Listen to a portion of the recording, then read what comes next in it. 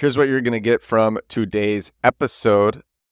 The TikTok that I thought of yesterday on yesterday's podcast while I was in a fit of stream of consciousness speaking. That TikTok is up to 130,000 views and it's going kind of viral. People are saying in the comments that they are crying because of it. So I want to share that story. It's a good story. Then I'm going to give a prediction about Twitter X and why I think Twitter X has a lot of staying power. It's doing something very different from all the other social media platforms. I think it's a great place to be, and it will stick around for a long time and might actually beat a lot of the other social media platforms. And then I want to share another story, and this is what I learned from almost getting a TV show 10 years ago, a bit over 10 years ago. This is episode 59 of The Edward Show. This is my daily podcast. Thank you so much for tuning in. This video, I thought of it while doing stream of consciousness speaking on yesterday's episode. It was pretty crazy that I went into yesterday's pod with absolutely no idea on what I was going to talk about. And I think it came out pretty well. And I felt so good after it that the video that I thought of while speaking, it was me narrating this viral YouTube video from 14 years ago called How to Start a Movement. If you haven't seen it, I would recommend seeing it. Since I talked about it on yesterday's podcast, I'm not going to cover it here. But I thought of the idea to just make a TikTok about this video. And I said, that's what I'm going to do. Right after recording this, that's what I'm going to do. And that's what I did. I recorded myself narrating this video, kind of like a reaction video.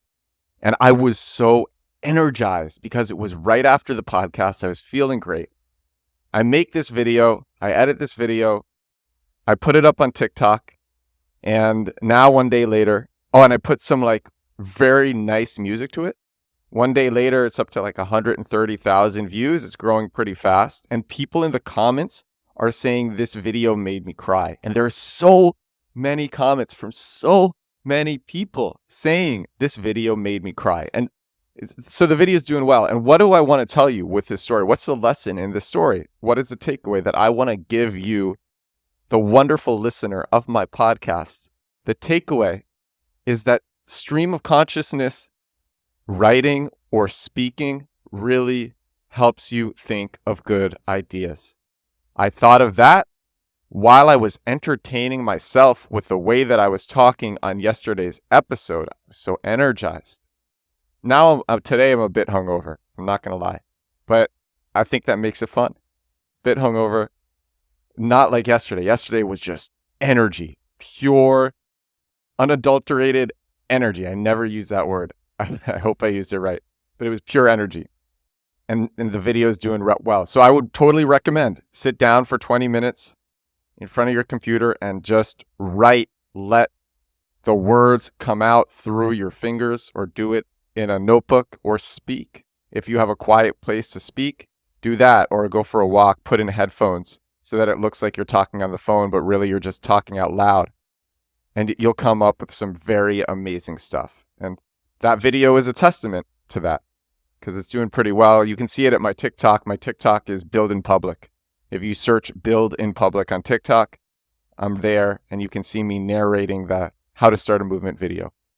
Next up, Twitter X. All right, I realized something today. I was watching a Mr. Beast video and I was looking through the comments. This is something that I've been thinking a lot about, but I had a realization on top of this, on top of what I noticed. And I realized that the comments on YouTube now, they used to be nasty. A lot of creators would complain that they were nasty, but at the same time, they were entertaining. And now, if there is a video that has a lot of comments, it's pretty much all positive.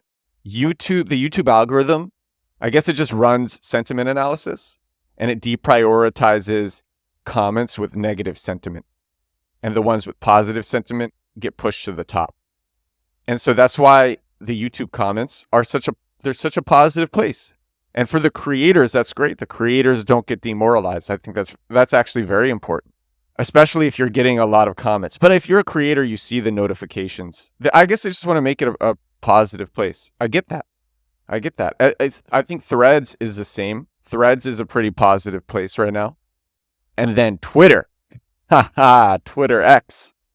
Twitter X is the opposite. Twitter X, people call it a cesspool. It is the equivalent to 4chan 15 years ago. It is so unfiltered. I mean, it's not, bad things get taken down, but it's pretty unfiltered. And it's a mean, raucous place. I think it sways a bit more to the political right than it does to the left. That's something that I have noticed. But it's an entertaining place. And there's people on all sides, there's opinions on all sides, but undoubtedly they changed the algorithm so that, or people on one side left. I don't know, but it's more entertaining. It's just straight up. It's more entertaining than Threads, and it's more entertaining than the YouTube comments. And I think the reason that it will win, that it will stick around if you're building a brand on Twitter X, I think the reason that it will stick around for years is because I don't believe management wants to make it an overly positive place, because then it will stop being entertaining and it will lose value. I had an idea for a Chrome extension. This is the idea. I think it would be pretty easy to build.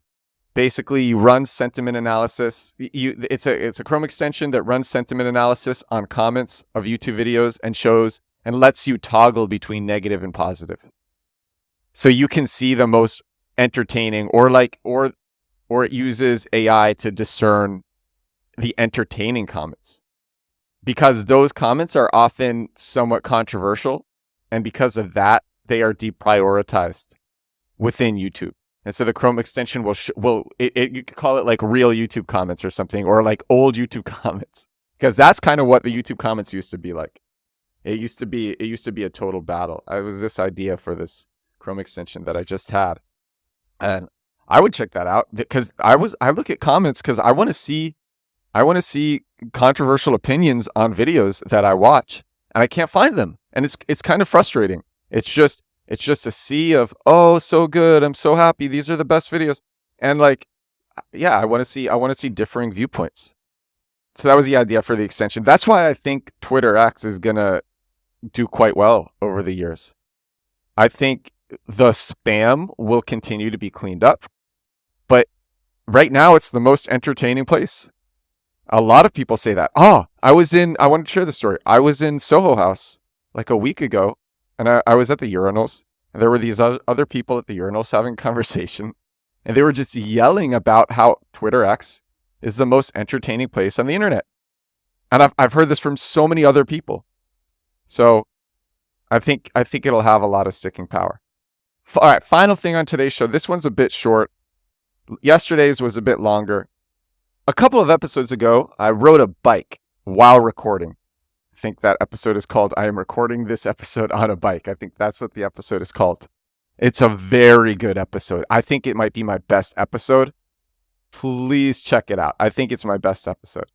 And I tell the story of this very viral video me and my friends had called Fake Celebrity Pranks New York City, where we basically invented the fake celebrity pranks genre. We were the first people to do that in 2012. We got a lot of copycats.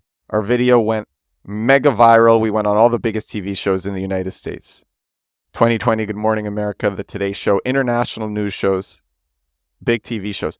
And then we were offered a TV show ourselves. It might have been 2 TV shows, and we messed it up. We didn't get the TV shows. And we got demoralized because of that. And I was having this conversation last night with my co-producer who I was out with. We went to the Plaza Hotel. He loves the Plaza Hotel, and ended up in some guy's penthouse at the Plaza. It was wild. There was marble everywhere and dark wood paneling and beautiful art. The Plaza Hotel in New York City, if you don't know it, it's from the movie Home Alone. It's extremely, it's an old luxury. It's old luxury. Tommy Hilfiger has like the topmost penthouse. He lives at the Plaza Hotel. And we're there, we're at the Palm Court bar, and we meet these people and we hang out, and they're like, you're cool. And we go up to their penthouse and we play Uno. That's what we did. And me and my co-founder who I was there with, we had this conversation because in 2012, when our video went viral, when it went like really viral, and we didn't get the TV show, we thought the TV show was the opportunity. And what we didn't realize was that YouTube was the opportunity. We didn't realize what YouTube would turn into. We didn't realize that creating a mega series on YouTube, that was going to be bigger than TV shows, and that TV shows were going to become irrelevant. Because right now, I don't think TV shows are very relevant. They're relevant in a sense that boomers watch them, and boomers have money and they vote. So they're relevant in that they command a lot of purchase power and voting power. That's how they're relevant. But for younger generations who set the culture, TV shows are not relevant. YouTube is relevant. TikTok is relevant. And this led me to think about something else. I'm starting to get big on TikTok. I'm starting to grow very fast on TikTok. And I think a lot about, I wish I had more followers on YouTube or more followers on Instagram. By the way, I love Instagram because Instagram is great at building a community. And YouTube is pretty good at it as well, but Instagram is really good for building a community. If you want to look me up, I'm edward.builds on Instagram. Edward builds, like building a house. Edward builds.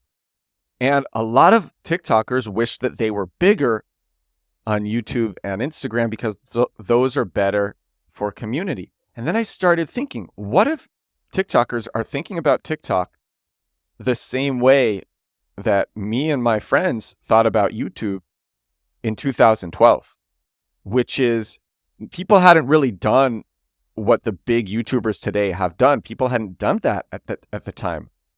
People like YouTube was just, you would have a few viral videos and like you weren't going to get super wealthy off that, and you weren't going to be able to launch crazy brands off that. In order to launch crazy brands and get super wealthy, you had to go into movies, you had to go into TV. But it turned out that YouTube was a real opportunity, and maybe the TikTokers who want to be on the other social media platforms, who want to be bigger on YouTube, who want to be bigger on Instagram, maybe TikTok is going to turn into the opportunity that YouTube is now, that Instagram is now for community. And people aren't seeing properly into the future. TikTok right now, it has such an adamant fan base and audience. And I'm thinking about it more. And I'm thinking about it right now. I'm thinking, if you are consistently putting out good content for years on TikTok, you will develop a brand. Absolutely. If you do it for years, you can develop a strong brand. Also, TikTok, a few things. TikTok is prioritizing creators a lot more now than they were a year ago. Their top creators are becoming a lot more important. So it is actually trending towards being better for community. That's number one. And then number two is you can also on TikTok. I love TikTok. I talk about it all the time. You can also hedge your bets. I recommend a tool. It's called reusevideo.com. Whenever I make a video on TikTok, it's like magic. It automatically comes out everywhere else without the TikTok watermark and with the metadata stripped, with the TikTok metadata stripped. No watermark, no metadata. It looks like it comes out native to each platform, and it's amazing. It's such an easy hack. So whenever I make a video for TikTok, it comes out everywhere else. So I'm kind of hedging my bets and growing everywhere. But there's a good chance TikTok could be this like the next YouTube, in the same way that YouTube became what TV shows are. The lesson is be hyped to be big on the place where the active, adamant people are, especially younger people, because they're growing up with this platform and they want to stay on this platform, and this platform wants to reward its creators. I'm pretty lucky to be growing on it. Also, I just want to say, I think anybody can do it. I don't think I'm special at all. I'm special in a sense that I realized how important persistence is and consistency. And my videos, when I started, they were bad. I've told this story 1,000 times. I'll tell it 1,000 times more. When I started making daily videos on November 1st, they were awful. Now they're pretty decent, and they'll get better and better and better. And anybody can do what I've done. All right. Anybody can do it. And I hope if there's something that you want to do, Small chunk it, do it daily, and you'll get to where you need to be. That's how I want to end this episode. This is a chilled out episode 59 of the Edward Show.